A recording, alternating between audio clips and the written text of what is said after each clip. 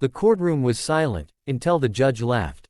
"Mr. Cole," he said mockingly, peering over his glasses, "this isn't a movie.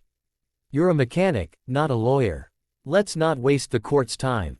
All eyes turned toward the man standing alone at the defense table, Ethan Cole, a single dad, a veteran, and a man who hadn't asked for sympathy in his life. He stood tall, hands steady though his heart pounded like a war drum. His 10-year-old daughter, Lily, sat quietly behind him, her small hands gripping a teddy bear that had seen better days.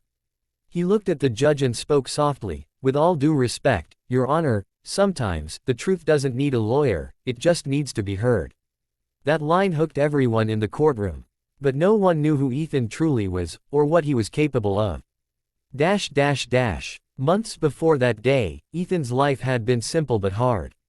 He worked long hours at a small auto shop just outside of town, fixing engines during the day and reading law books at night after putting Lily to bed. Since his wife's death 2 years earlier, he had raised Lily alone, juggling grief, bills, and a world that didn't give second chances. But when his crooked landlord tried to evict him illegally, claiming false damages and unpaid rent, Ethan refused to bow down. He couldn't afford a lawyer, but he wasn't going to let anyone push him and his daughter onto the street. So, the veteran who had once fought enemies in foreign deserts began to fight a new kind of battle, one in the courtroom. He read every case, every statute, every local housing law he could find. Night after night, he studied until dawn. Lily would sometimes wake up to find her dad asleep on the couch, a law book open on his chest. When the court date came, Ethan walked in alone, wearing the same suit he wore to his wife's funeral.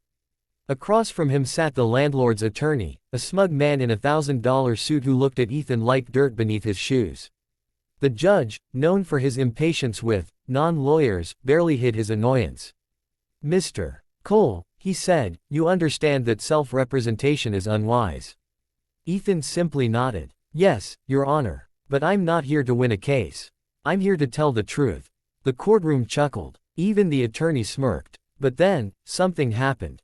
When Ethan began speaking, calmly, clearly, and with the precision of someone who knew the law inside and out, the laughter stopped.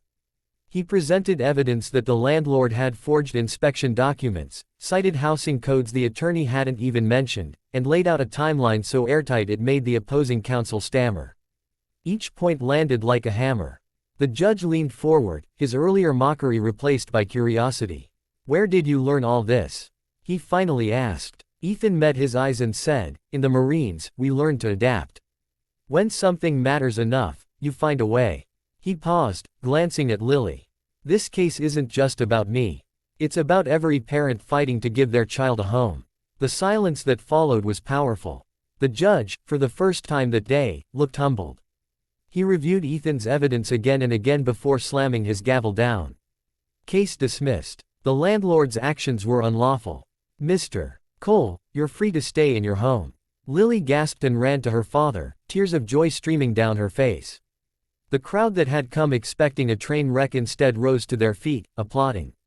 Even the judge, once mocking, took off his glasses and said quietly, "Mr. Cole, I underestimated you. You argued better than half the lawyers who stand in this courtroom."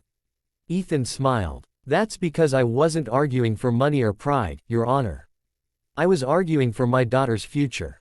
News spread fast. The single dad, veteran who beat the system, became an inspiration overnight. Local papers picked up his story. Struggling parents reached out to him for advice. And Ethan didn't stop there. He began volunteering at legal aid clinics, helping other families who couldn't afford representation. Months later, the same judge invited him to speak at a veterans law event. When Ethan took the stage, he looked out at the crowd, soldiers, parents, lawyers, and said, "You don't have to wear a badge or have a degree to stand up for what's right. You just have to care enough to fight for it." The room erupted in applause. Lily sat in the front row, beaming with pride. So, if you're watching this right now, remember Ethan's story. Life will mock you, people will doubt you, and even those in power may laugh at your struggle, but never let that laughter silence your truth. Because sometimes, the strongest people aren't those who have everything, but those who fight for the little they have left.